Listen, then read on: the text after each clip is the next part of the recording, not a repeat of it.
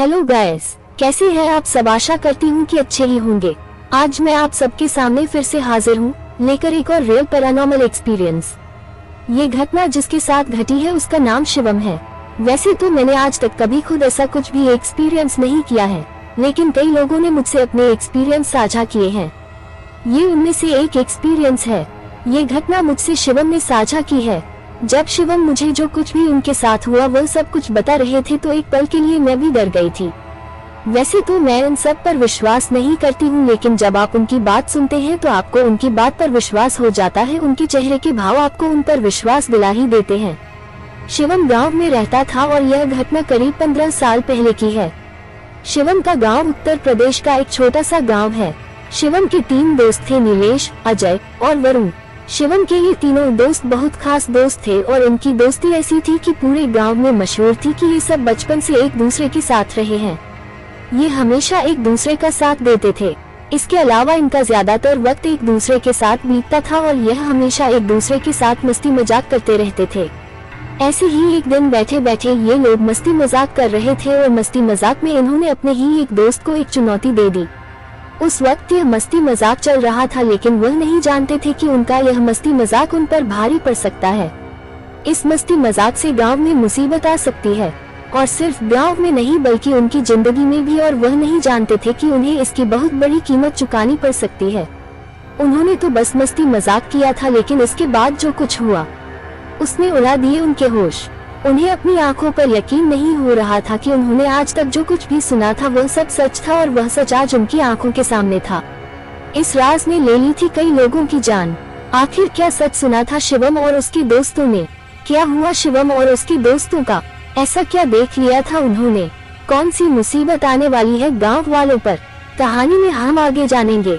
कहानी को शुरू करने से पहले मैं आप सबसे रिक्वेस्ट करना चाहती हूँ कि अगर आपके पास भी है कोई रियल पैरानॉर्मल एक्सपीरियंस और आप चाहते हैं कि मैं उसे अपने चैनल पर शेयर करूँ, तो आप उसे मेरी मेल आईडी पर सेंड कर सकते हैं किसी भी फॉर्म में। मैंने मेरी मेल आईडी डिस्क्रिप्शन बॉक्स में मेंशन कर दी है।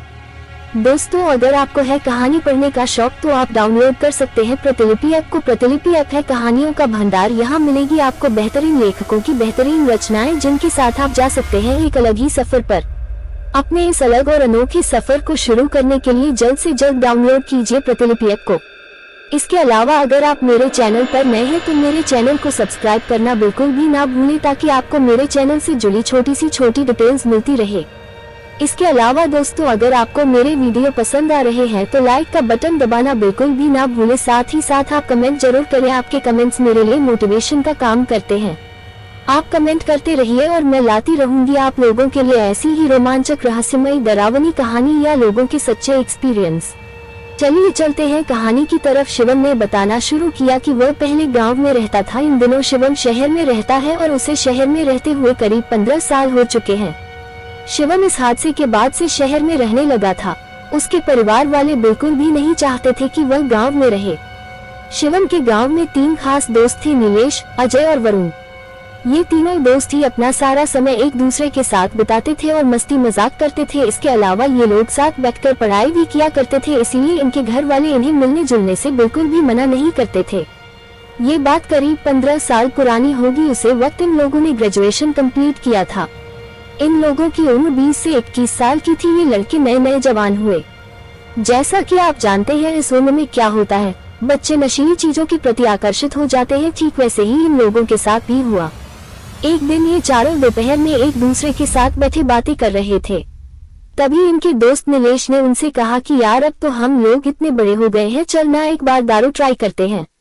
जैसे ही शिवम ने यह बात सुनी उसने तुरंत ही कान पकड़ लिए और कहा, पागल हो गया है क्या? हमें ये सारी चीजें नहीं ट्राई करनी चाहिए, ये सब बेकार होती है। तभी तो टीवी में भी ऐड दिखाते हैं कि धूम्रपान से दूर रहिए, यह आपकी सेहत के लिए हानिकारक होते हैं। तभी अजय ने कहा, तू रहने दे साले, तेरे बस का नहीं है। तुझसे तो बस बातें करवा लो, वरना तू तो एक नंबर का डरपोक है। जैसे ही शिवम ने अजय की यह बात सुनी उसे गुस्सा आ गया और वह तमतमाते हुए बोला, देख तू बकवास मत कर, मैं सही कह रहा हूँ, भला इसमें क्या अच्छा है? अजय ने फिर से कहा, अबे तू रहने दे, तू डरपोक है, तेरे बस का नहीं है। शिवम ने तभी गुस्से में कहा, मैं कोई डरपोक नहीं हूँ। अजय ने कहा, अबे तू डरपोक है और पापा से डरता है, इसीलिए तो तू मना कर रहा है। शिवम ने कहा ऐसा कुछ भी नहीं है, मुझे खुद ही नहीं पीनी। नीलेश ने जब बात बढ़ती देखी तो उसे कहा इस बात को यहीं खत्म करो।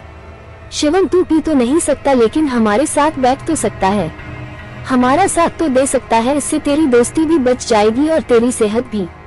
शिवम नीलेश की यह बात सुनकर खुश हो गया और से कहा ये बात बिल्कुल सही है, मैं साथ दे सकता हूँ। तभी शिवम ने सबसे पूछा लेकिन एक बात बताओ, तुम लोग पियोगे कहाँ पर? तुम लोग कहीं भी पियोगे तो पकड़े जा सकते हो और तुम लोग जानते हो कि अगर पकड़े गए तो हम लोगों के साथ क्या हो सकता है। तभी अजय ने कहा अरे तू क्यों चिंता करता है, तुझे याद है बड़े बाग हम लोग उसी में चले गए। शिवम ने जैसे ही अजय की बात सुनी उसके चेहरे का रंग उड़ गया। उसने कहा तेरा दिमाग खराब हो गया, तुझे पता है तू किस बाग की बात कर रहा है? हम उस बाग में नहीं जा सकते, उस बाग में तुझे पता है न कौन रहता है।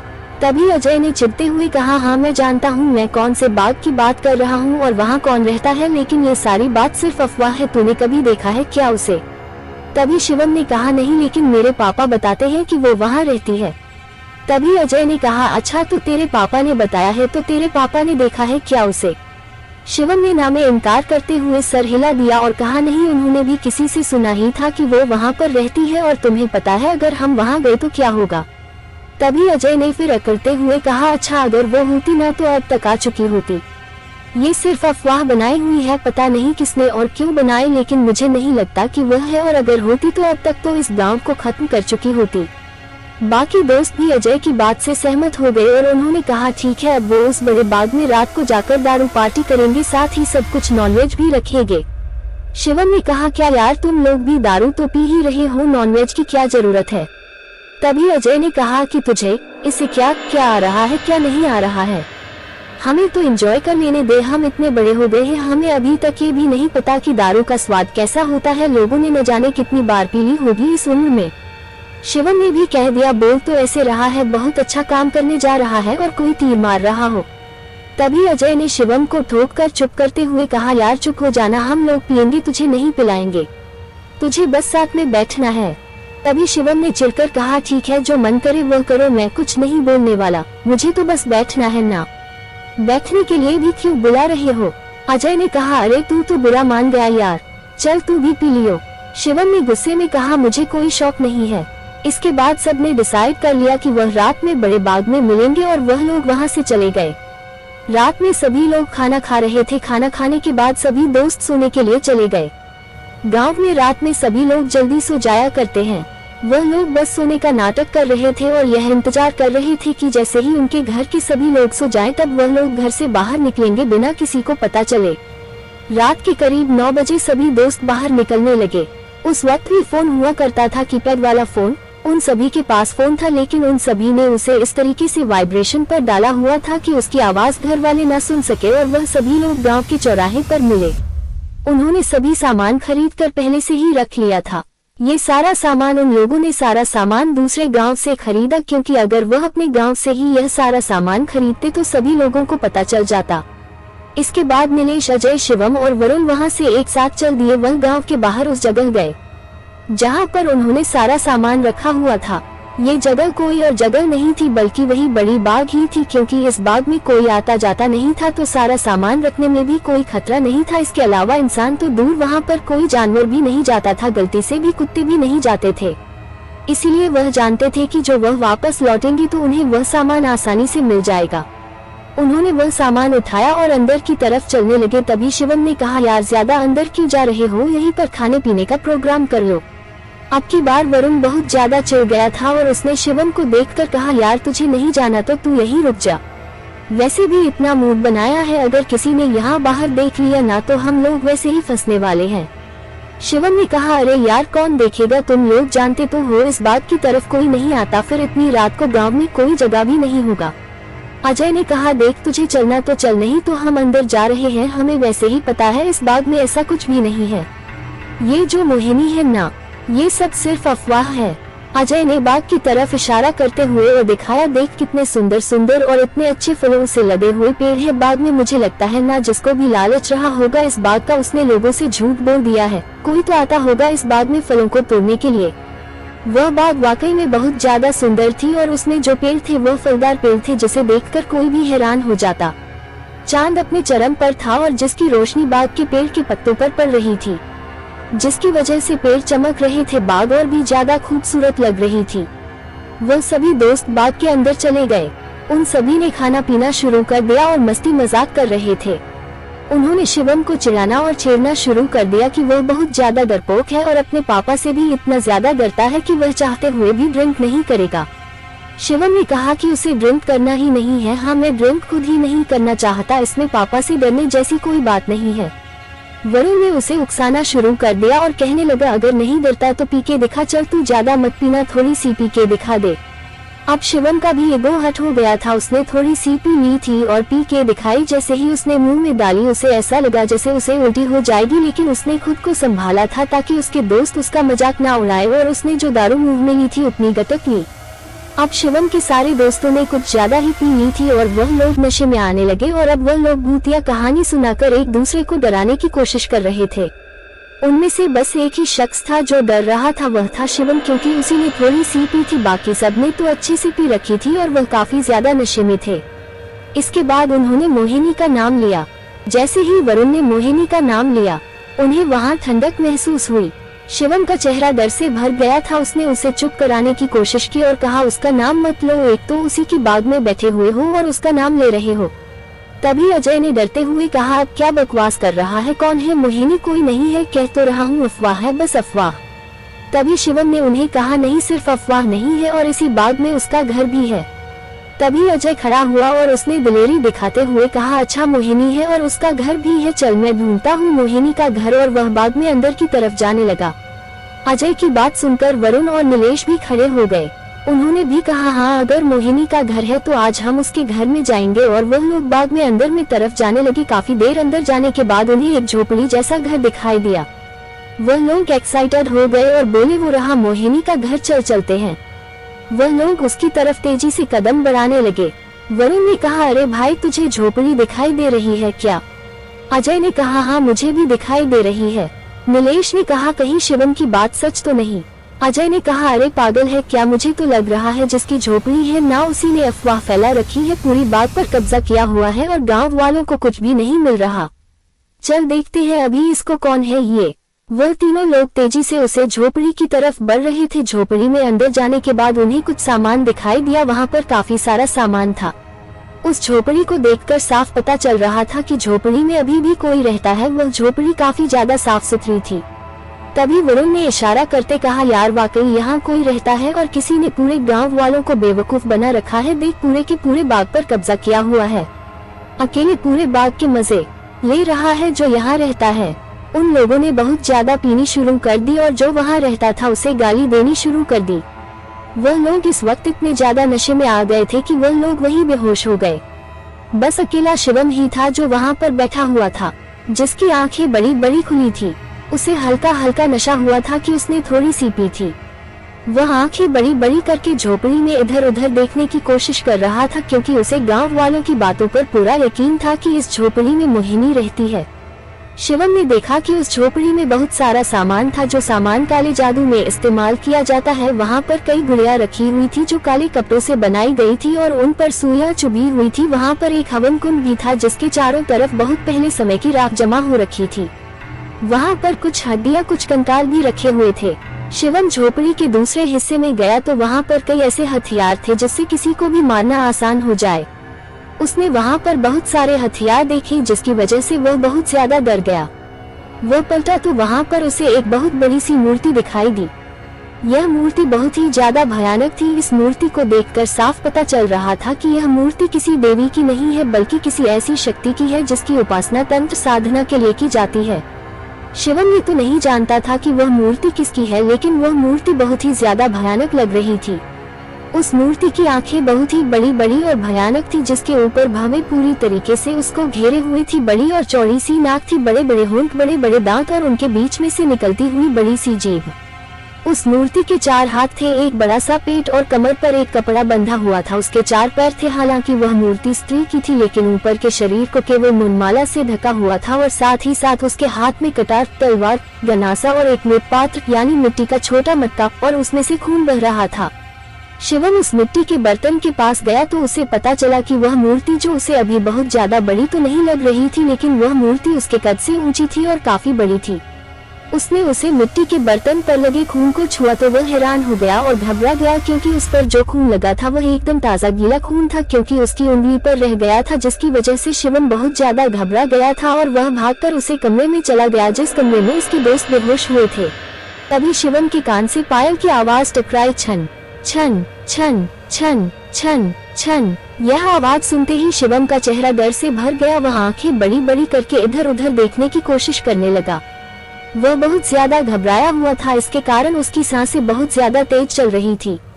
उसने इधर उधर देखने की कोशिश की, लेकिन उसे कोई भी दिखाई नहीं दे रहा था।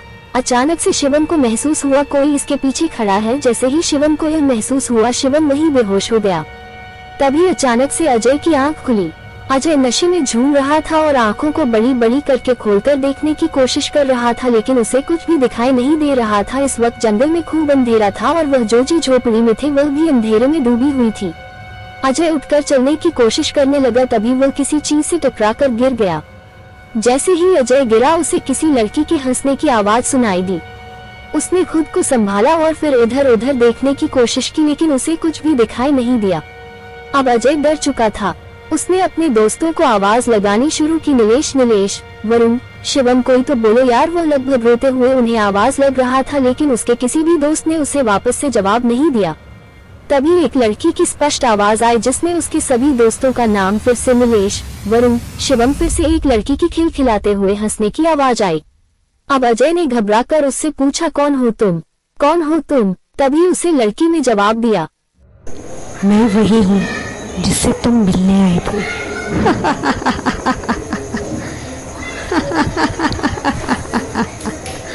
मैं कोई और नहीं, मैं मोहिनी हूँ। जैसे ही अजय ने ये सुना कि वह मोहिनी है, उसकी हालत खराब हो गई। वह बहुत ज्यादा डर गया। उसकी आंखें और थरथराते होठों को देखकर साफ समझा जा सकता था कि मैं कितना ज्यादा डरा हुआ है। तभी अचानक से वहाँ पर उजाला हो गया। उसने देखा कि उसके तीनों दोस्त वहीं पर बेहोशी की हालत में गिरे हुए हैं और वह भी हवन कुंड के पास गिरा था। उसमें अब आग जल रही थी और उसके सामने एक औरत काली साड़ी में लाल टीका माथे पर लगाए हुए बैठी हुई थी। वो उसे घूर घूर कर देख रही थी। वो औरत बहुत ही ज्यादा भयानक लग रही थी। उसने वहां बैठकर कुछ मंत्रोच्चार किया और उसके बाद उठकर गई और पीछे के कमरे से एक बड़ा सा गन्नासा ले आई। वह इस वक्त अजय के सामने खड़ी थी। अजय डर से कांप रहा था। उसका चेहरा पसीने से भीगा हुआ था और वह उससे हाथ जोड़कर बार बार उसे छोड़ने की विनती कर रहा था। वह लगातार कह रहा था, मुझे माफ कर दो, मुझे माफ कर दो, मुझे जाने दो। ये सारा नजारा वरुण अपनी थोड़ी सी खुली आंखों से देख रहा था, क्योंकि अजय के जोर से चीखने के कारण उसकी आंख खुल गई थी। वह हल्का हल्का होश में आ रहा था। तभी उस औरत ने बहुत जोरदार भयानक अट्टहास किया, जिसकी गूंज बाग में सुनाई दे रही थी। अगले ही पल उसने गनासा घुमाया और अजय का सर धड़ से अलग हो गया। वह गई और उसने उसके सर को उठाकर उसका रक्तपान किया और वहीं पर बैठकर उसके कच्चे मांस को खाने लगी। वरुण चुपचाप अभी सब देख रहा था। उसकी आवाज जैसी उसके गले में ही दब कर रह गई थी। उसकी आंखों से लगातार आंसू बह रहे थे, लेकिन वह नहीं जानता था कि इसके साथ साथ ये सारा नजारा नीलेश ने भी देख लिया था और नीलेश की चीख निकल गई थी।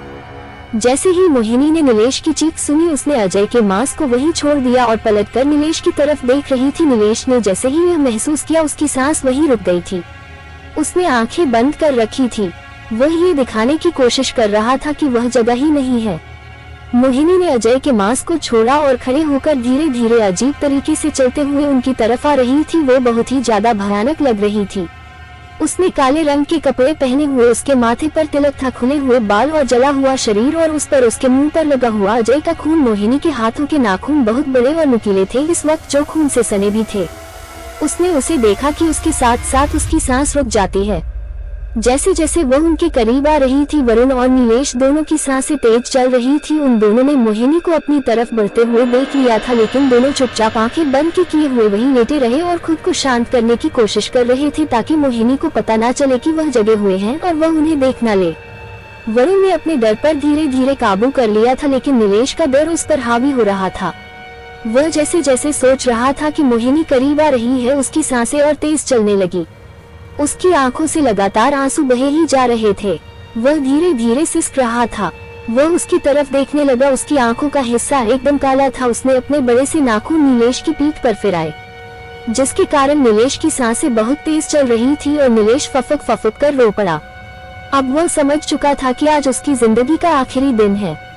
उसने बहुत बड़ी गलती कर दी। उसे आज इस बाग में नहीं आना चाहिए था। आज उसे समझ में आ रहा था कि लोगों की बात न मानने की कितनी बड़ी कीमत हो सकती है। मोहिनी ने नीलेश को पलक दिया। नीलेश की सांस इसके साथ में और तेज हो चुकी थी, लेकिन उसने अपनी आंखें बहुत जोर से बंद कर रखी थी, जैसे कि वह यह मान चुका था कि अगर वह उसे देखेगा नहीं तो शायद वह बच जाएगा। नीलेश की आंखों से आंसू बह रहे थे। अचानक से महसूस हुआ कि कोई उसके आंसुओं को पोंछ रहा है। तभी नीलेश की आंखें खुली तो उसने देखा कि एक भयानक सी औरत उसके सीने पर चढ़कर बैठी हुई है। आंखें पूरी काली थी, बाल खुले हुए और बहुत ही अजीब सी हंसी, भयानक दांत और लंबी सी जीभ जिससे वह उसके आंसू को पोंछ रही थी और अपने नुकीले नाखूनों को नीलेश के सीने पर फेर रही थी, जिसके कारण नीलेश का डर और ज्यादा बढ़ गया और उसकी सांस और तेज चलने लगी। वो बहुत भयानक तरीके से हंसते हुए उसके सीने पर अपने नाखून को फेर रही थी और उसे घूर घूर कर देख रही थी। उसने अपने नुकीले नाखून नीलेश के सीने में गाड़े और उसका सीना चीर दिया और अपने हाथ को उसके सीने के अंदर डालकर उसके सीने से उसके दिल को निकाल कर खाने लगी। जैसे ही उसने नीलेश का सीना चीरा, नीलेश की मौके पर ही मौत हो गई। इस वक्त वरुण ने अपनी आंखें बिल्कुल भी नहीं खोली थी, क्योंकि वो बहुत ज्यादा डरा हुआ था, लेकिन उसे नीलेश की चीख सुनाई दी थी। वरुण समझ चुका था कि उन्होंने आज अजय के साथ साथ नीलेश को भी खो दिया है। धीरे धीरे वक्त बीत रहा था। वरुण के लिए वक्त काटना मुश्किल हो रहा था। वह अपनी थोड़ी सी खुली आंखों से मोहिनी को अजय और नीलेश के शरीर को नोचकर खाते हुए देख रहा था और वह भयानक तरीके से हंस रही थी। दिन का उजाला अब बाग में फैलने लगा था। वरुण उस पल से एक पल के लिए भी सो ही नहीं पाया था जब से उसने मोहिनी को देखा था। सुबह जैसे ही हुई वह अचानक से गायब हो गई। तभी वरुण ने अपनी आंखें पूरी खोली और उसने शिवम को भी जगाया। शिवम ने आंख मसलते हुए अपनी आंखों को खोलकर देखा तो उसके सामने वरुण खड़ा था। उसने आंखें घुमाई तो उसे अपने बाकी दोस्त दिखाई नहीं दे रहे थे। उसने पूरी झोपड़ी में नजर घुमाई, लेकिन उसे अपने दोस्त कहीं भी दिखाई नहीं दिए। वरुण भी ये देखकर हैरान था। साथ ही वह जब उठा था तो उसे वहाँ पर ना अजय का शरीर मिला था और ना ही नीलेश का शरीर। वो दोनों शरीर गायब थे और वहाँ पर अगर कुछ था तो बस कुछ हड्डियां और हवन में ताजी राख। शिवम ने वरुण की ओर देखा और उससे पूछा कि यार नीलेश और अजय कहाँ पर है। जैसे ही शिवम ने ये पूछा वैसे ही वरुण रोने लगा और रोते हुए जमीन पर बैठ गया और उसने कहा, शिवम मुझे माफ कर दे भाई, तू बिल्कुल सही कह रहा था। मैंने तेरी बात नहीं मानी और बहुत बड़ी गलती कर दी, और सिर्फ मैंने ही नहीं नीलेश और अजय ने भी, लेकिन बात ना मानने की उन्हें बहुत बड़ी कीमत देनी पड़ी और वह कीमत थी उनकी जान। मैं पता नहीं कैसे बच गया। मैंने मोहिनी को आते हुए देखा और उन्हें मारते हुए भी देखा। भाई वो बहुत भयानक लग रही थी और उसने हमारे दोस्तों को मारा ही नहीं बल्कि उनका खून भी पिया और उन्हें खा गई। मैं नहीं जानता इस मोहिनी की कहानी क्या है और मैं ये भी जानता हूँ कि तू भी नहीं जानता, लेकिन भाई इसी ने हमारे दोनों दोस्तों को मार दिया। शिवम मोहिनी की कहानी नहीं जानता था, लेकिन जैसे ही उसने ये सुना कि वह उनके दोस्तों को मारकर खा गई तो उसका चेहरा बहुत ज्यादा डर और गुस्से में एक साथ दिखाई दे रहा था। वह नहीं जानता था कि मोहिनी कौन है, लेकिन अब उसे मोहिनी से बदला चाहिए था। उसने उसके भाई जैसे दोस्तों की जान ली थी। शिवम इन सारी चीजों में विश्वास करता था, लेकिन वह जानता था कि अब उसे उनके खिलाफ लड़ना पड़ेगा और यह आसान नहीं होगा। शिवम और मोहित बाग से वापस आ गए। जैसे ही वह लोग गांव में पहुंचे तो उन्होंने देखा कि गांव में अफरा तफरी मची है। गांव के लोग वैसे भी सुबह जल्दी ही उठ जाते हैं और अजय, शिवम, नीलेश और वरुण के माता पिता ने उन्हें घर पर नहीं देखा तो वह सभी लोग परेशान थे और गांव में सभी लोग मिलकर उन्हें ढूंढ रहे थे। जैसे ही गांव वालों की नजर शिवम और वरुण पर गई, वह भागकर उनके पास आए और शिवम और वरुण के माता पिता ने उन्हें गले लगाया और उनसे पूछा गया, नीलेश और अजय कहाँ पर है।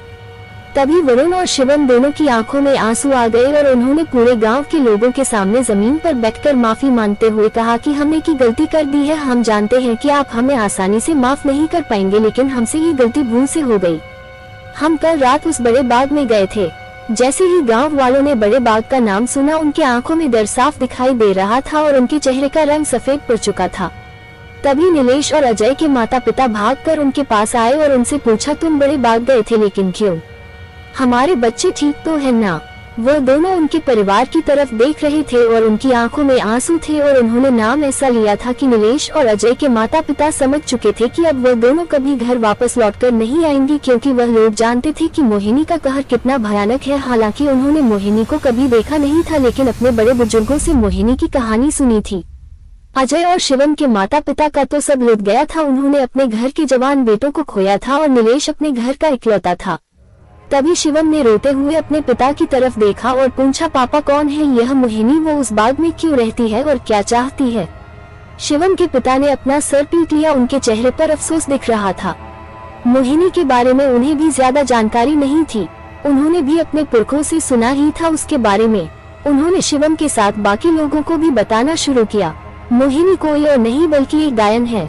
कई साल पहले इसका कहर गांव पर टूट रहा था तो एक पहुंचे हुए सिद्ध तांत्रिक बाबा ने उसे उसके घर में बांध दिया था। उसका घर बड़े बाग के पास था, उसकी शक्ति बाग तक सीमित रह गई थी। उस बाग में सबने जाना छोड़ दिया था। तब से वह बाग एक बड़े से जंगल में बदल गया। शिवम ने आगे पूछा, पर यह गायन यहाँ आई कैसे? उसके पिता ने कहा, है नहीं है बल्कि यही रहती थी इसी गाँव में। शिवम हैरानी से देखने लगा। वरुण ने भी आगे जाकर पूछा, यही रहती थी का क्या मतलब है अंकल जी? तब शिवम के पापा ने बताना शुरू किया, ये बात मुझे मेरी दादी ने बताई थी। ये बात उन दिनों की है जब मेरी दादी नई नई शादी करके आई थी। तब इस गांव में उनके आने के कुछ महीनों बाद एक और नई नवेली दुल्हन आई थी। उसका नाम मोहिनी था। वह औरत देखने में बेहद खूबसूरत थी। लोग उसकी खूबसूरती की तारीफ किया करते थे। देखते ही देखते वक्त बीतने लगा और उसने 2 बेटियों को जन्म दिया। वह आज भी बहुत खूबसूरत दिखती थी, लेकिन उसकी सास और पति ने उसे ताने मारने शुरू कर दिए कि वह एक बेटे को जन्म नहीं दे सकती, उसने उन्हें केवल बेटियां दी है। केवल मोहिनी की सास और पति को ही नहीं बल्कि मोहिनी को भी एक बेटे की चाहत थी। इसलिए उन्होंने एक बार फिर से कोशिश की, लेकिन न जाने किस कारण से उसका शिशु गर्भ में ही मर गया। वह काफी दुखों से घिर चुकी थी। वह रात दिन परेशान रहती थी। तभी मोहिनी को एक औरत मिली जिसने उसे कहा कि उसकी चाहत पूरी हो सकती है, लेकिन उसे अपनी चाहत को पूरा करने के लिए उसे तंत्र विद्या का सहारा लेना होगा। तंत्र विद्या वह विद्या है जो उसकी सारी चाहत को पूरी कर सकती है।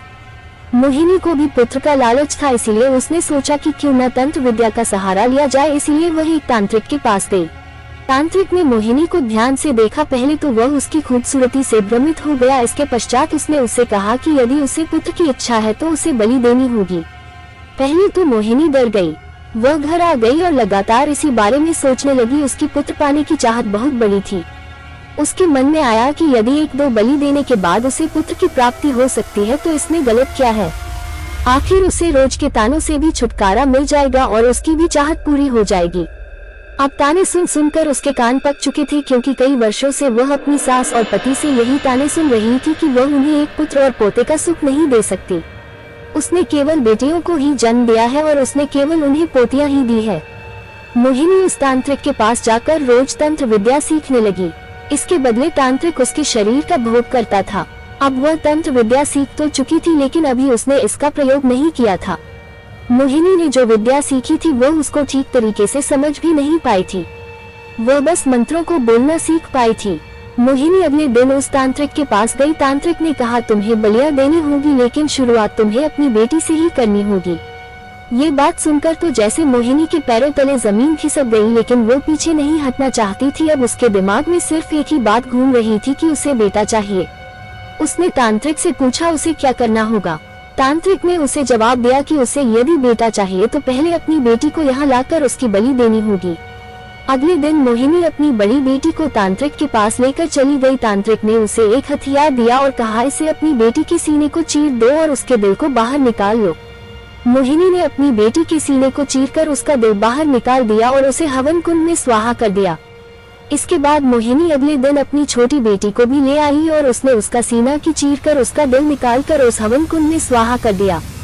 वह जब अपनी बेटियों के दिल को हवन कुंड में डालती थी तो वह मंत्रोच्चार करती थी। इसके बाद उसे समझ में आ चुका था कि उसे सिर्फ अपनी बेटियों की ही बलि नहीं देनी होगी, बल्कि कई सारे बच्चों की बलि देनी होगी जिनकी उम्र 10 साल से कम है। उसने गांव के कई बच्चों की बलियां दे दी। शुरू में तो किसी को कुछ भी समझ में नहीं आया था, लेकिन एक दिन गांव के एक आदमी ने मोहिनी को बलियां देते हुए देख लिया। इसके बाद उसने पूरे गांव में यह बात बता दी। गांव वालों ने मोहिनी को रंगे हाथों पकड़ा। मोहिनी उस दिन भी एक बच्चे की बलि दे रही थी। वह बच्चा गांव के मुखिया का बेटा था। उसकी उम्र करीब 8 साल थी। वह बच्चा बेहोश एक यंत्रनुमा आकृति पर लेटा हुआ था। उसके माथे पर उसने तिलक लगाया हुआ था और साथ ही साथ मोहिनी ने भी काले कपड़े पहने हुए थे और माथे पर तिलक लगाया हुआ था। मोहिनी ने कुछ मंत्र पढ़े और वह गन्नासा लेकर जैसे ही बच्चे की तरफ बढ़ी, गांव वाले वहां पहुंच चुके थे। मोहिनी उन्हें देखकर डर गई। उसके हाथ से गन्नासा तुरंत ही छूट गया। मोहिनी के चेहरे पर डर साफ दिखाई दे रहा था। हालांकि वह तंत्र विद्या जानती थी, लेकिन वह थी तो एक इंसान ही। मोहिनी की सास और पति को भी जब ये बात पता चली तो उन्होंने भी उसको त्याग दिया। मोहिनी यह सब काम एक अलग घर में किया करती थी, जो घर आज के समय पर बड़े बाग में है। वह तंत्र विद्या उस समय प्रयोग करती थी जिस वक्त सारा गांव सोया रहता था, इसीलिए गांव वालों को कुछ भी पता नहीं था। और बड़ा बाग बहुत बड़ा था और वह बहुत घना भी था। लोग उतना अंदर तक नहीं जाते थे, इसलिए मोहिनी के लिए ये काम करना आसान था और लोगों को पता भी नहीं चल रहा था। जब उस दिन गांव वालों ने उसे रंगे हाथों पकड़ा तो गांव वाले मोहिनी को बाल से पकड़कर घसीटते हुए बाहर की ओर लेकर आए। मोहिनी को बहुत ज्यादा दर्द हो रहा था, जिसके कारण उसने भी अपने बालों को पकड़ा हुआ था और वह लगातार रो रही थी और मुझे छोड़ दो कह रही थी। गांव वालों ने उसे एक पेड़ से बांध दिया। मोहिनी अभी भी लगातार रो रही थी। गांव वाले सब बहुत ज्यादा गुस्से में थे। उन्होंने मोहिनी की तरफ देखकर उससे पूछा, तो गांव से जो बच्चे गायब हो रहे हैं उनके पीछे तुम्हारा हाथ है? मोहिनी ने हाँ में सर हिला दिया। गांव वालों ने पूछा, ऐसा करने की क्या वजह थी? मोहिनी ने बताना शुरू किया कि वो देखने में तो बहुत खूबसूरत थी, लेकिन उसे कोई बेटा नहीं हो रहा था, जिसकी वजह से उसे बहुत ज्यादा ताने सुनने पड़ते थे। ये ताने सिर्फ उसकी सास और पति ही नहीं देते थे, बल्कि गांव की महिलाएं भी देती थी। ये ताने मुझे लगभग रोज सुनने को मिलते थे, जिसकी वजह से वह अंदर तक टूट चुकी थी। इसीलिए उसने सोचा कि तंत्र विद्या के सहारे वह एक बेटा पा सकती है, जिसकी वजह से उसकी सास और मेरे पति उसे ताने नहीं देंगे। और इसीलिए उसने एक तांत्रिक से तंत्र विद्या सीख ली। लेकिन जब वह तंत्र विद्या को करने लगी तो धीरे धीरे तंत्र विद्या मुझ पर हावी होने लगी और मैं तंत्र विद्या से शक्तियाँ पाने लगी। बलियां देने के बाद उसके अंदर पुत्र पाने की इच्छा तो थी ही, बल्कि शक्ति पाने की भी इच्छा पनपने लगी। इसलिए उसने कई सारे बच्चों की बलियां दे दी। उसने जितने बच्चों की बलियां दी है उसकी शक्तियां उतनी ही अधिक हो चुकी थी। गांव वाले इस वक्त बहुत ज्यादा गुस्से में थे। उन्होंने मोहिनी पर पत्थर बरसाने शुरू कर दिए। वह घायल हो गई। वो लगातार चीख रही थी, रो रही थी। उसके घाव से खून बह रहा था। वह लगातार चीख रही थी, लेकिन गांव वालों का गुस्सा इस वक्त चरम पर था। अब गांव का मुखिया आगे आया। उसके हाथ में जलती ही मशाल थी और वह मोहिनी की तरफ आगे बढ़ने लगा। इस वक्त गांव वाले भी मुखिया का साथ दे रहे थे और उन्होंने कहा, आग लगा दो इसे मुखिया जी, आग लगा दो इसे। आज यह आपके बच्चे की बलि देने वाली थी।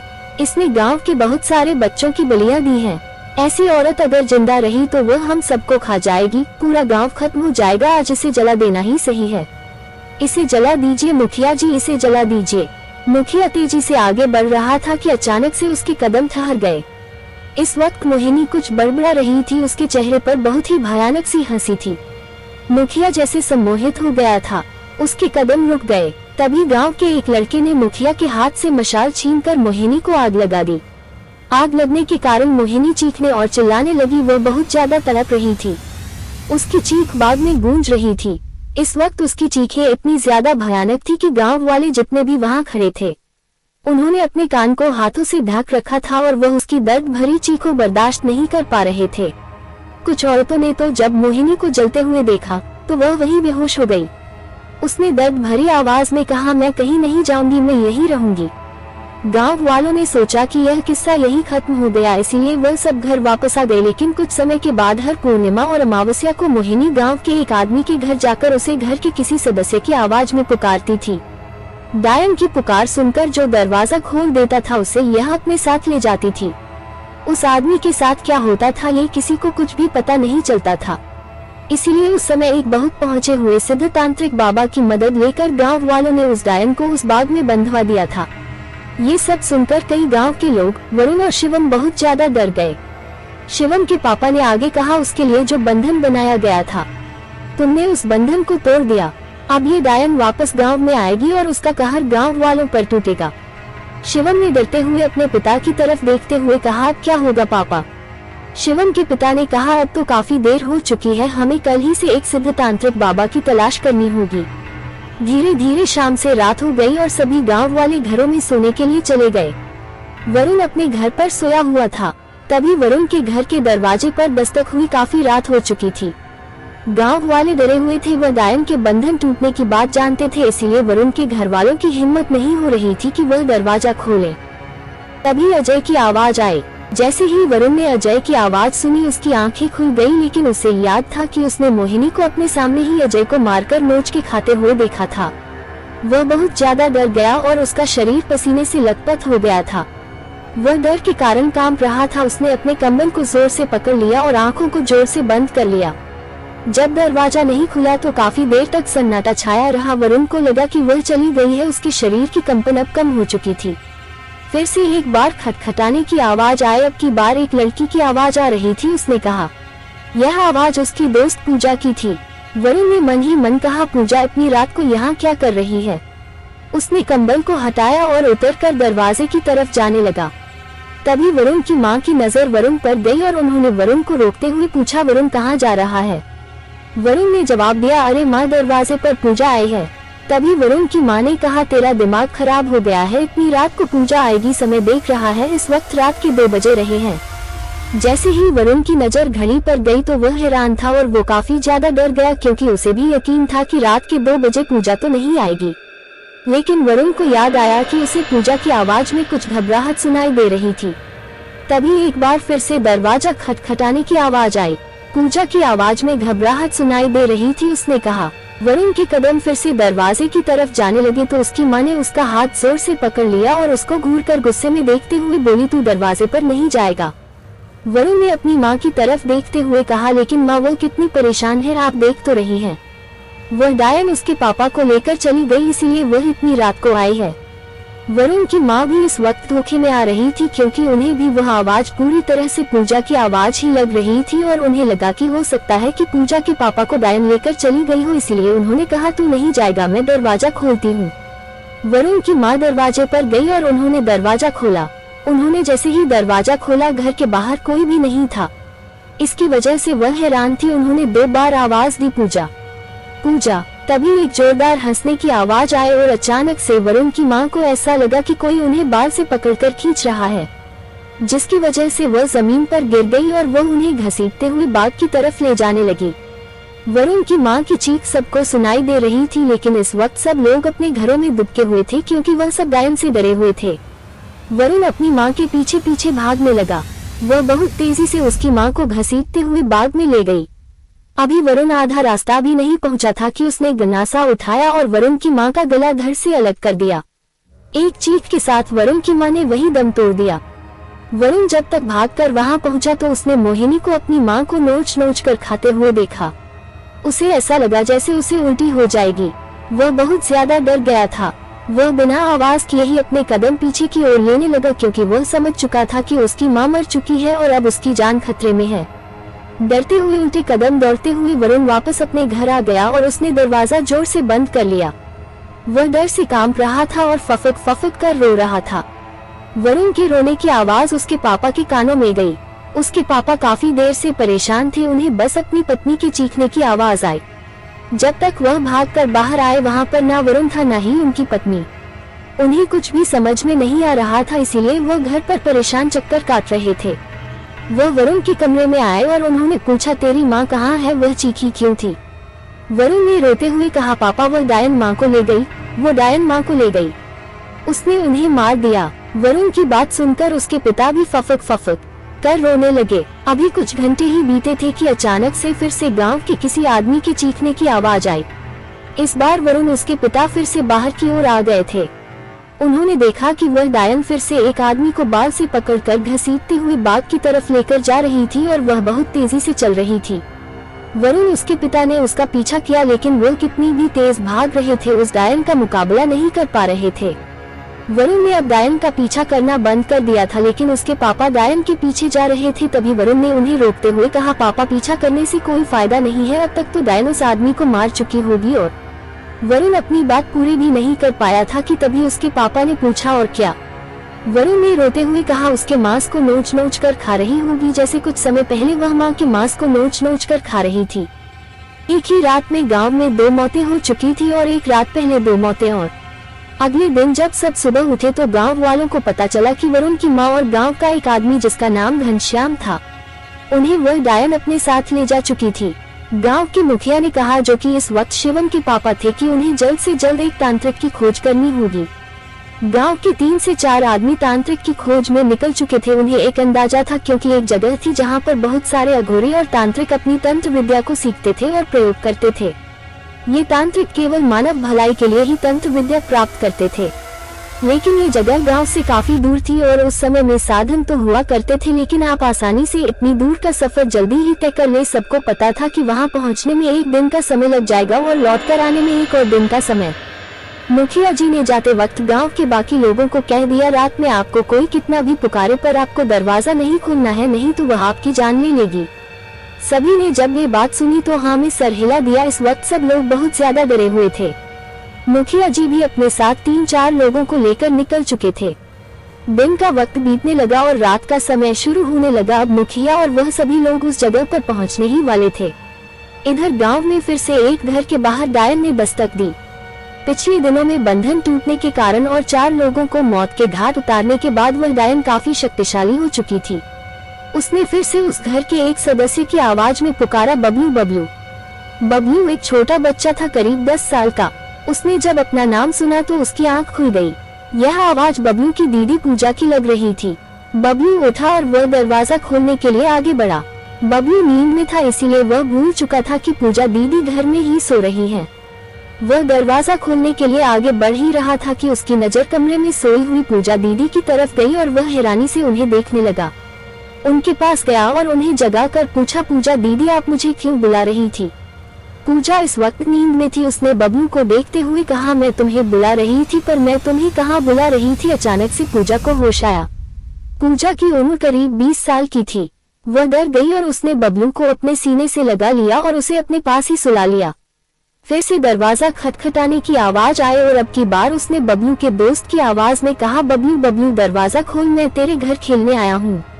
बबलू और पूजा दोनों की आंखें खुली हुई थी, लेकिन पूजा डरी हुई थी और उसने बबलू को बहुत जोर से पकड़ा हुआ था और कह दिया था, दरवाजा खोलने की जरूरत नहीं है, ये वही डायन है। जैसे ही बबलू ने शब्द डायन सुन, उसकी आंखें डर के कारण बड़ी बड़ी हो गई और वह अपनी दीदी से चिपक कर आंखें बंद कर लेट गया। देखते ही देखते वक्त बीत रहा था और दोनों की आंख लग गई। अब फिर से किसी के दरवाजे पर दस्तक हुई। उस डायन ने आवाज दी, राजेश राजेश राजेश। अपना नाम सुनकर राजेश की आंख खुली। उसे यह आवाज जानी पहचानी लग रही थी। राजेश की उम्र 40 साल थी। राजेश ने आंखों को मसला और बाहर की तरफ देखा तो बहुत ज्यादा अंधेरा था। राजेश को यह आवाज अपनी माँ की लग रही थी। राजेश अपनी माँ से अलग रहता था। उसकी माँ दो गांव छोड़कर रहती थी और उसकी माँ ने कुछ समय पहले ही उससे तार भेजा था कि वह उससे मिलने आएगी। राजेश को लगा कि उसकी माँ आ गई है, इसीलिए वो दरवाजा खोलने के लिए उठा। जैसे ही उसने दरवाजा खोला, अपने सामने एक भयानक सी औरत को देखकर वह चीख पड़ा। उस औरत ने तुरंत ही उसे बालों से पकड़कर घसीटना शुरू कर दिया। ये औरत कोई और नहीं बल्कि मोहिनी ही थी। मोहिनी राजेश को भी घसीटते हुए इस बाग में ले गई। आज की रात मोहिनी ने एक ही इंसान का शिकार किया था। अभी एक दिन और बाकी था, तभी गांव के मुखिया जी किसी बाबा को लेकर उस गांव में आने वाले थे। अब तक गांव में 5 मौतें हो चुकी थी और घर वालों में डर का माहौल बना हुआ था। पूजा ने भी गांव वालों को बताया कि कल रात को वह डायन उसके घर पर भी आई थी और उसने बबलू को कई बार पुकारा, लेकिन पूजा ने बबलू को रोक लिया। इस वजह से उसकी जान बच गई। गांव वालों ने अब मन बना लिया था कि वह दरवाजा नहीं खोलेंगे। देखते ही देखते फिर रात हो गई। डायन फिर से गांव में आए। वह सारे घरों को पहले घूरती थी और एक घर का चुनाव करती थी। उसने आज फिर से एक घर चुन लिया था और वह चलते हुए पायल छनकाती हुई उस घर की तरफ बढ़ रही थी। उसकी नजर एकटक इस घर पर थी। उसने घर के दरवाजे को खटखटाया और आवाज दी, रागिनी रागिनी। रागिनी की आंखें अपना नाम सुनकर खुल गई। सबसे अजीब बात थी कि वह डायन जिसका नाम बुलाती थी उसकी आंखें जरूर खुलती थी और इसके अलावा घर के किसी सदस्य की आंखें नहीं खुलती थी। रागिनी ने उबासी ली और बाहर की तरफ देखा तो रात का वक्त हो रहा था, जिसकी वजह से रागिनी बहुत ज्यादा डर गई और वह दरवाजा खोलने का ख्याल मन से हटाकर कंबल ओढ़कर फिर से लेट गई। फिर से खटखटाने की आवाज आई और डायन ने पुकारा, रागिनी रागिनी रागिनी। इस आवाज को पहचानती थी, यह आवाज उसकी सास की थी और उसकी सास को मरे हुए करीब 2 साल हो चुके थे। रागिनी अब बहुत ज्यादा डरी हुई थी। तब फिर से खटखटाने की आवाज आई और फिर से उसने पुकारा, रागिनी रागिनी। अब खटखटाने की आवाज बढ़ती जा रही थी। काफी देर तक खटखटाने की आवाज आती रही। उसके बाद अचानक से माहौल शांत हो गया। रागिनी का दिल जो जोरों से धड़क रहा था, जिसने रफ्तार पकड़ी हुई थी, वह अब धीरे धीरे शांत होने लगा था। रागिनी ने अपने चेहरे से पसीना पोंछ लिया था। वह बहुत ज्यादा डरी हुई थी। अब डायन की शक्ति बढ़ चुकी थी और वह अब अपने शिकार को छोड़ना नहीं चाहती थी।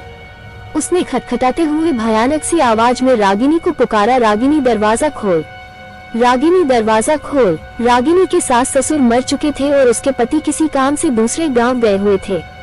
वह डर के कारण कांप रही थी। उसने फिर से दरवाजा जोर जोर से खटखटाया। लग रहा था जैसे दरवाजा अभी टूट जाएगा। फिर से वही भयानक सी आवाज आई, रागिनी दरवाजा खोल, रागिनी दरवाजा खोल। लेकिन रागिनी ने दरवाजा नहीं खोला। रागिनी डरकर रोने लगी। अभी रागिनी के मन में ख्याल आया और वह भागकर अपने घर के मंदिर में गई और उसने हनुमान चालीसा का पाठ शुरू कर दिया। अचानक से आवाज आनी बंद हो गई और घर के आसपास जो अजीब सा एहसास रागिनी को हो रहा था, वह होना बंद हो गया। अब उसे डर नहीं लग रहा था। तभी गांव में किसी के भयानक तरीके से चीखने की आवाज गूंज रही थी। यह आवाज मोहिनी की ही थी। वह चीखते हुए कह रही थी, तुम सबको मार डालूंगी, तुम सबको मार डालूंगी, तुम सबकी बलि दे दूंगी और मैं बहुत शक्तिशाली हो जाऊंगी। मुझे तुम सब गांव वालों ने ताने मारे थे ना कि मैं एक बेटे को जन्म नहीं दे सकती, मैं इसकी सजा पूरे गांव को दूंगी। फिर एक जोरदार भयानक अट्टहास की आवाज पूरे गांव में गूंज गई। सूरज अपने रथ पर सवार होकर आसमान पर अपनी किरणों को बिखेर रहा था और दिन हो गया था। सभी गांव वाले इकट्ठा हुए। इकट्ठा होने के बाद गांव वालों को पता चला कि रागिनी के साथ कल रात क्या हुआ। वो सब बहुत ज्यादा डरे हुए थे। तभी एक आदमी चिल्लाता हुआ आया और उसने कहा, वो डायन मेरे बेटे को ले गई, वह डायन मेरे बेटे को ले गई। जैसे ही गांव वालों ने ये सुना, उनकी आंखें बड़ी बड़ी हो गई। उस आदमी की उम्र बहुत ज्यादा नहीं थी और उसके बेटे की उम्र करीब 6 साल की थी। वह अपना सिर पीट पीट कर रोने लगा। वह रोते हुए ये कहने लगा, मेरा बेटा मर गया, अब मैं जीकर क्या करूँगा, मेरा बेटा मर गया, अब मैं जीकर क्या करूँगा। गाँव वालों ने उस आदमी को बहुत समझाया, उसे बहुत संभाला। वह रोते रोते बेहोश हो गया। तभी गांव में मुखिया जी बाबा के साथ पहुंच गए। उन्होंने गांव वालों से पूछा कि इन 2 दिन के अंदर उनमें से किसी ने दरवाजा तो नहीं खोला था। तभी मुखिया जी को पता चला कि इन 2 दिनों के अंदर 2 लोगों की मौत हो चुकी है, एक राजेश और दूसरा उसी आदमी का 6 साल का बेटा। मुखिया जी ने उसे सांत्वना देते हुए समझाया और कहा कि वह उसके बेटे को तो वापस नहीं ला सकते, लेकिन उसके जान दे देने से उसका बेटा वापस नहीं आएगा। अब उसे उस डायन से बदला ले लेना चाहिए जिसने उसके बेटे को उससे छीन लिया। मुखिया जी के साथ जो 4 लोग गए थे वह तो वापस आए ही थे, साथ ही साथ उनके साथ 2 बाबा आए थे और यह कोई साधारण बाबा नहीं थे बल्कि अघोरी थे। इन्हें देखकर गांव वाले डर गए थे। तभी मुखिया जी ने उन्हें समझाया, इनसे डरने की जरूरत नहीं है, ये हमारी मदद करने के लिए आए हैं। यह उस मोहिनी को इस बाग में या तो कैद कर देंगे या फिर उसका अंत कर देंगे। मुखिया अभी अपनी बात को पूरा कर भी नहीं पाए थे। तभी एक अघोरी ने कहा, हम उसको कैद करने के लिए नहीं, उसका अंत करने के लिए आए हैं। हम उसे मुक्ति दिलाकर यहाँ से जाएंगे। वह सभी बाग की तरफ चले गए। उन्होंने वहाँ पर हवन कुंड तैयार किया और तंत्र के मंत्रों का उच्चारण शुरू कर दिया, जिसकी वजह से डरकर मोहिनी वहाँ पहुँच गई। मोहिनी ने तंत्र विद्या जरूर सीखी थी और वह शक्तिशाली भी हो चुकी थी, लेकिन उसने सिद्धियाँ प्राप्त नहीं की थी। उसे तंत्र की विद्या का केवल प्रथम चरण पता था और यहाँ पर जो सिद्ध बाबा आए थे उन्हें कई सिद्धियां प्राप्त थी। इसके साथ साथ उनके पास कई ऐसी शक्तियां थी जो साधारण नहीं थी। साथ ही साथ ये दिन का समय था, जिसके कारण से मोहिनी की शक्तियां काफी कम हो चुकी थी, क्योंकि वह मर चुकी थी और एक नकारात्मक ऊर्जा में परिवर्तित हो चुकी थी, जिसकी शक्तियां दिन में कम हो जाती हैं। वह डरते हुए बाबा के सामने आकर बैठ गई। वह उन्हें घूर घूर कर देख रही थी। उसकी लंबी चोटी हवा में लहरा रही थी। उसने डरकर हंसते हुए कहा, वह कहीं ना कहीं डर रही थी, लेकिन वह ये दिखाना नहीं चाहती थी कि उसे डर लग रहा। बाबा ने तंत्र मंत्रों का प्रयोग किया और उसके ऊपर पहले रोली, फिर चंदन, उसके बाद हवन कुंड से निकली पवित्र भभूत उसके ऊपर डाली, जिसकी वजह से मोहिनी तड़प उठी। वह लगातार मंत्रोच्चार कर रहे थे। अब इन मंत्रों की शक्ति मोहिनी से बर्दाश्त नहीं हो रही थी। वह अपने कान पर हाथ रखकर चीखने लगी। अघोरी बाबा ने जब उस बाग में कदम रखा था वह तभी समझ गए थे कि मोहिनी कोई साधारण शक्ति नहीं है। उसने कई वर्षों में अपनी शक्ति को अर्जित किया था और उसे तंत्र का भी ज्ञान हो चुका था, इसीलिए उसकी मुक्ति करना आसान नहीं था। वह लगातार मंत्रोच्चार किए जा रहे थे। मंत्रोच्चार करते करते सुबह से शाम हो गई थी, लेकिन मोहिनी अभी भी वही बैठी हुई थी। उसे तकलीफ तो हो रही थी, लेकिन तकलीफ इतनी हो रही थी जिसे वह सहन कर पा रही थी। बाबा उठकर गए और चोटी काट दी, जिससे वह चीख पड़ी। अभी तक अघोरी बाबा ने केवल उस विद्या के आरंभ के चरण को छुआ था। अब उन्होंने शक्तिशाली मंत्रों का उच्चारण करना शुरू कर दिया। पहले वह उसकी शक्ति को कम कर रहे थे, लेकिन मोहिनी को इस बात का एहसास नहीं हो रहा था। अब उसे बहुत ही अजीब सा महसूस हो रहा था। वह वहां बैठे बैठे झूम रही थी। इसके साथ साथ उसने अपने हाथों को खरोचना शुरू कर दिया। फिर वह अपने बाल नोचने लगी। उसे अपने पूरे शरीर में जलन होने लगी। वह चीख रही थी, चिल्ला रही थी। उसकी चीखने की आवाज पूरे बाग में गूंज रही थी। गांव वाले दूर से ही यह सब देख रहे थे। मोहिनी ने बाबा को धमकाते हुए कहा, बंद कर दो इसे, नहीं तो गांव वालों को मार डालूंगी। वह जैसे ही उठकर गांव वालों की तरफ बढ़ने को हुई, तभी उसे एक जोरदार झटका लगा और फिर वह इस घेरे के अंदर जाकर गिर गई। उसे एहसास भी नहीं हुआ था कि उसके चारों तरफ एक गोल घेरा बना चुका था। मोहिनी यह सब हैरानी से देख रही थी। अब उसे बाबा की शक्ति का एहसास हुआ था। वह जोर जोर से चीखने लगी, चिल्लाने लगी। उसके शरीर में बहुत ज्यादा जलन हो रही थी और अचानक से बहुत जोर जोर से चीखते चिल्लाते हुए वह एक धुएं की तरह वहां से गायब हो गई। अघोरी बाबा ने गांव वालों की तरफ देखा और कहा, अब ये बाग मोहिनी की आत्मा से मुक्त हो चुका है। साथ ही साथ अब गांव वालों को भी मोहिनी से डरने की आवश्यकता नहीं।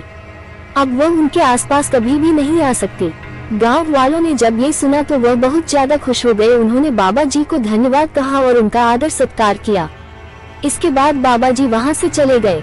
इतना सब होने के बाद शिवम के पापा बहुत ज्यादा डर गए थे, इसलिए उन्होंने उसे शहर जाकर रहने के लिए कहा।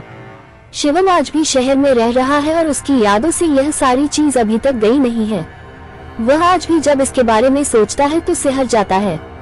दोस्तों, ये कहानी थी शिवम और उसके दोस्तों की, जिन्होंने मस्ती मजाक में गलती से एक आत्मा को बंधन से आजाद कर दिया था, जिस पर उन्हें विश्वास नहीं था। इसीलिए कहा जाता है कि अगर आपके बड़े बुजुर्ग कुछ कह रहे हैं तो अगर आपको उस पर विश्वास नहीं भी हो तो आपको उनकी बात मान लेनी चाहिए। आपको खतरा मोल नहीं लेना चाहिए। मैं उम्मीद करती हूँ कि आप सभी अपने जीवन में खुश रहे, मस्त रहे और सुनते रहे हमारी कहानियाँ। मैं फिर जल्दी ही हाजिर होंगी लेकर एक और कहानी जो सच्ची घटना पर आधारित होगी। दोस्तों, एक बार फिर से याद दिलाना चाहूंगी कि अगर आप चैनल पर नए हैं तो चैनल को सब्सक्राइब करना ना भूलें। तब तक keep loving, keep listening, bye bye. अगर आप सुनना चाहते हैं हॉरर फिक्शन सीरीज 2 कमेंट में मेंशन जरूर करें।